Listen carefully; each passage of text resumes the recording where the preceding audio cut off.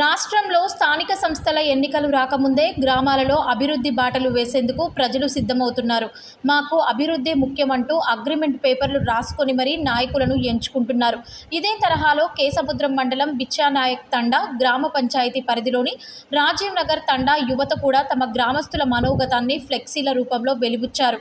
ఎన్నికల్లో పోటీ చేసే అభ్యర్థులు తమ గ్రామానికి అభివృద్ధి పదంలో నడిపించే నాయకుడిగా రావాలి కానీ మద్యం బాటిళ్లు, డబ్బు కట్టల ఆశ చూపించి ఓట్లు దండుకునే నాయకుడు అవసరం లేదంటూ ఓటుకు నోటు వద్దు, అభివృద్ధే ముద్దు అనే నినాదంతో హెచ్చరిక బోర్డులను ఏర్పాటు చేశారు.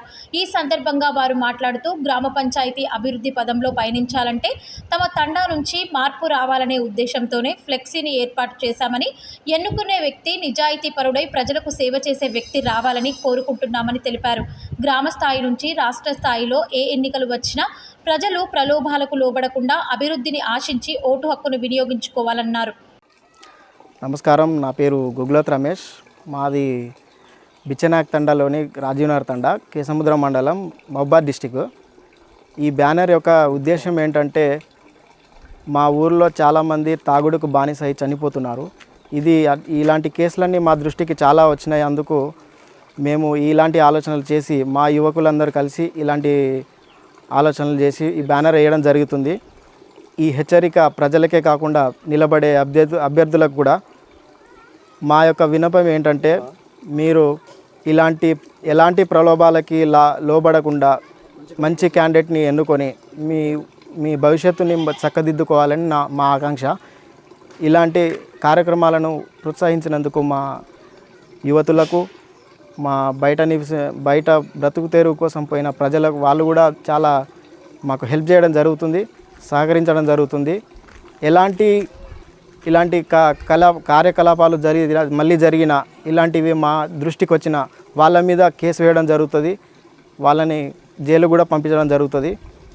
ఇలాంటివి చేయకుండా ఊరి ప్రజలు అప్రమత్తంగా ఉండి మంచి వ్యక్తిని ఎన్నుకోవాలి ఈసారి ఎలక్షన్లో, అన్నీ మా ఆకాంక్ష. నా పేరు లకావత్ మహేష్. మాది బిచ్చనాయక్ తండా గ్రామ పంచాయతీలోని రాజీవ్ నగర్ తండా.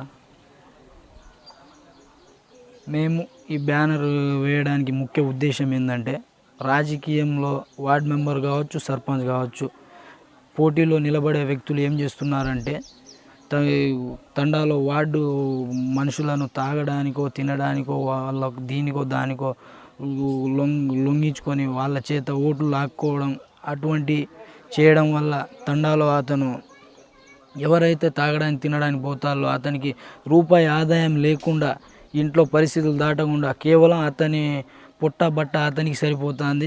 ఇంట్లో పరిస్థితులు వెళ్ళకుండా అవుతుంది, ఇంట్లో గొడవలు అవుతాయి, ఇంట్లో గొడవలు అవుతున్నాయి, ఇంట్లో సంసారం వెళ్ళని పరిస్థితి. అదే నాయకుడు ఓట్లు రాగానే మనకు తాగుడు తినిపించుడు అలవాటు చేసే నాయకుడే గనక నిజాయితీగా నిలబడి, దమ్ముగా నిలబడి ఓట్లు సంపాదించుకొని తండాకు న్యాయం చేస్తా అనేటోడు ఇలా చీకటి రాజకీయాలు, తాగుడు తినుడు ఇటువంటి అలవాటు చేయడు. తండా అభివృద్ధి కోసం ముందంజకు పోవాలంటే ఇలాంటి తాగుడు తినుడుకు మన యువత మేలుకున్నట్టు తండాలో ప్రతి ఒక్కరిని చైతన్యవంతం చేయాలి.